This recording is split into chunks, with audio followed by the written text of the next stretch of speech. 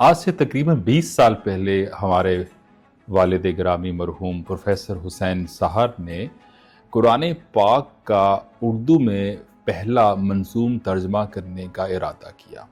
उस वक्त मैं रियाद शहर सऊदी अरेबिया में था और उसके बाद फिर हम खैर दुबई भी शिफ्ट हो गए। उन्होंने ये काम 10 साल में मुकम्मल किया और ये मुश्किल काम करते हुए मुझे याद है उन्होंने दिन रात एक किए और सैकड़ों तफासिर का मुताला किया। वो अक्सर कहते थे कि ये बहुत दो धारी तलवार है इस काम का करना, क्योंकि शायरी को सामने लाते हुए इसके वज़न को बरकरार रखते हुए मकसद ये कभी नहीं होगा कि मैं कुरान पाक के असल तर्जमे को, जो असल रूह है, उसको बदल दूँ। तो उस लिहाज से ये काफ़ी कॉम्प्लेक्स काम था। खैर फिर ये किताब 10 साल की काविशों के बाद फुरकान अज़ीम के नाम से बाकायदा पब्लिश होके मंज़र आम पर आ गई।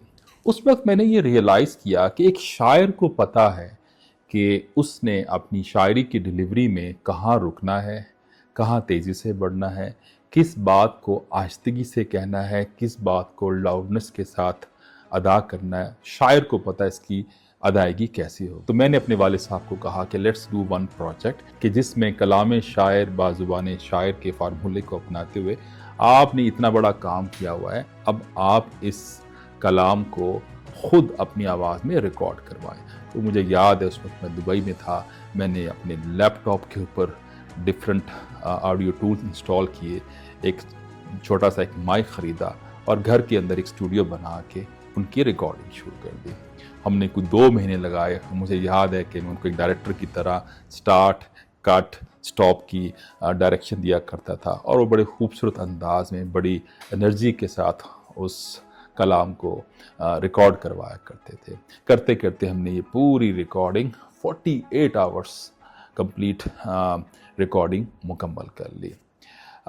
उसके बाद फिर मुझे रियलाइज़ हुआ कि लोग बहुत ज़्यादा कम्यूट करते हैं और टाइम ज़ाया करते हैं, तो वाई नॉट उनको कुछ गिफ्ट दिया जाए in the form of CD. उस ज़माने में सीडी प्लेयर हुआ करते थे गाड़ियों के अंदर, जो कि आजकल की गाड़ियों में नहीं है। तो मैंने बाकायदा एक ख़ास प्रिंटर लिया जो सीडी के ऊपर प्रिंट करता था और एक सीडी राइटर जो 1 मिनट में 10 सीडीज़ को रिकॉर्ड कर देता था, वो ख़रीदा और उनकी इस पूरी रिकॉर्डिंग को सीडी में डाल दिया।